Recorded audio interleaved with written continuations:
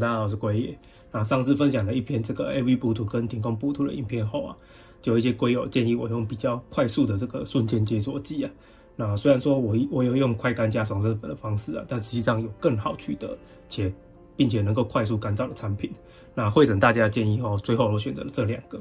那第一个是这个在台湾非常有名的这个 MAD 黑色瞬间胶，那据说非常好用。那第二个呢，就是这个优速达。模型专用的液态黑色补涂，那它有分2剂啊，一个是补涂，另外一个就是这个模型干燥剂。虽然说这字不知道是怎么回事，居然打错了，大概是这样。那这2个其实我以前都没有用过，因为我还是真的比较习惯用快干那种方式，所以今天要特别来试看看。那主要试的几种方法呢，第一个就是当然是做无缝啦，因为据说这种产品做无缝呢是非常简单、非常快速的你可以摒除掉以前你用胶水的那种模式。那第二个呢，就是补细缝。我们上次在补图里面也有试到，也要用这2个产品来试看看。那第3个呢，我们挑选一个比较大面积来做填补。那虽然说大家都说不建议用这种瞬间解锁剂来做大面积的填补，不过我还是想试看看。那最后呢，就是我想试看看说用完这2个产品之后要怎么把它去除，因为我们知道这种瞬间解锁剂如果不小心沾到手或者是沾到其他地方，你要把它去除是非常困难的。那我们要用什么方式来做去除呢？我想试看看。那我们就开始吧 ，Go！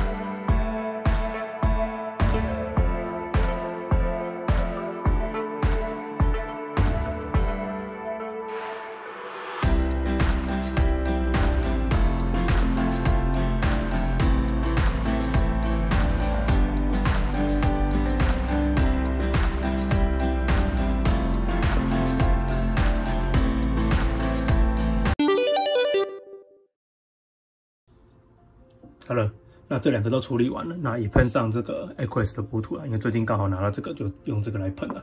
那其实这2个都没有太大的问题啊，做无缝起来，2个都非常简洁有力，而且直接就可以达到我想要的无缝的效果了。那其实我真的有点相见恨晚了，我以前做无缝的时候，我都用这一罐，应该很多早期的玩家应该都用这个了。那其实你就是要慢慢的等它干了。那没想到这2款呢，它都这么快速就能干燥了。这2款上面呢，其实它上面有说，就是约干燥时间大概3到10分钟了。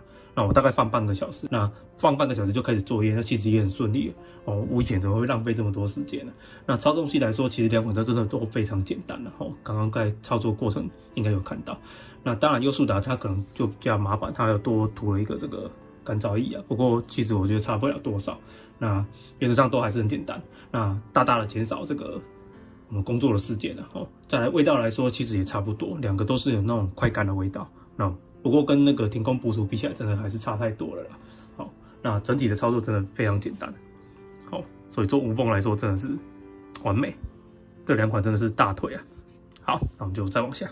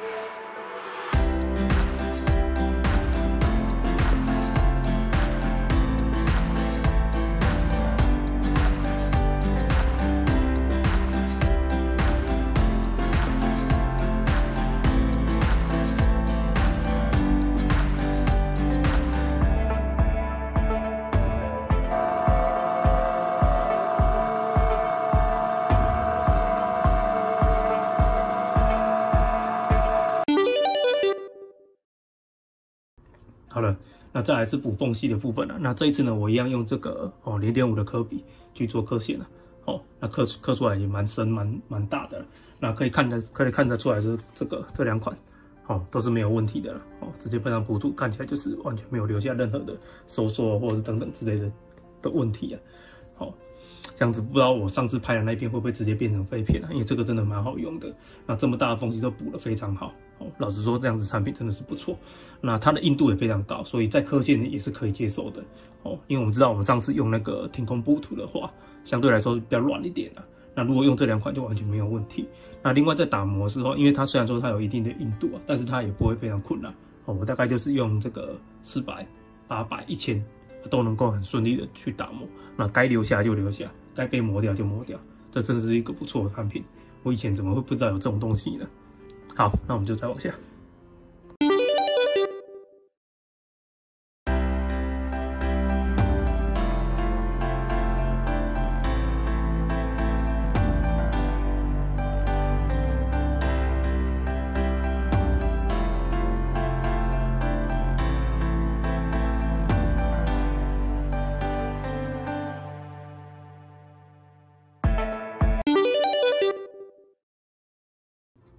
好了，那再来是补大面积的部分，我们来看一下。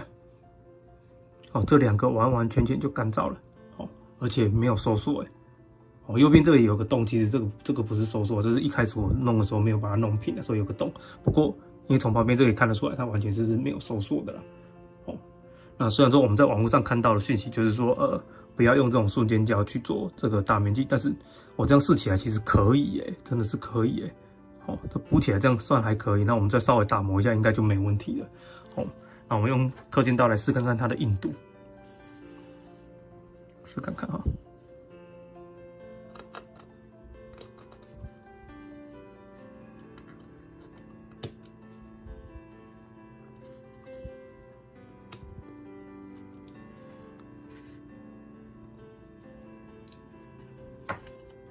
哇，这个硬度其实也是还不错原因就是说刻起来就是你还可以在上面再做刻线就是我们刚刚提到它可以再刻线，这上面硬度是够的啦。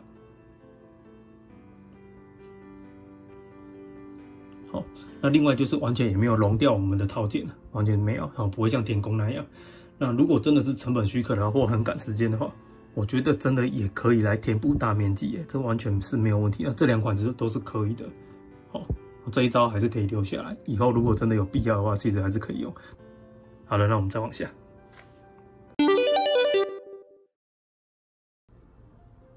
好了，那再来是去除的部分了。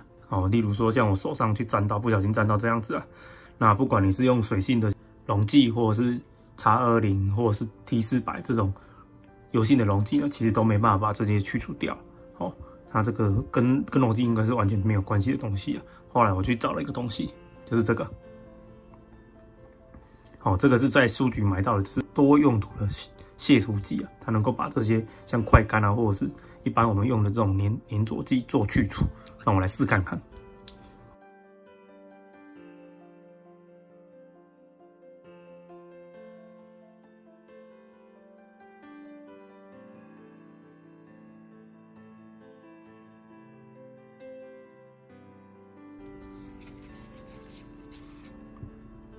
大概就是这样，可以把它完全去除掉。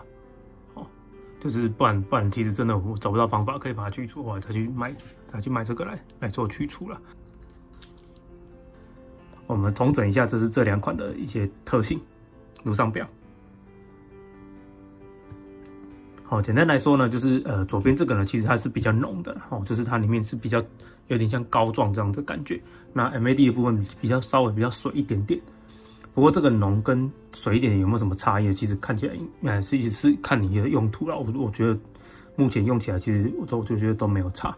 那再来就是它这个有附硬化剂，其实这种硬化干燥剂呢，其实它也可以用在这个上面。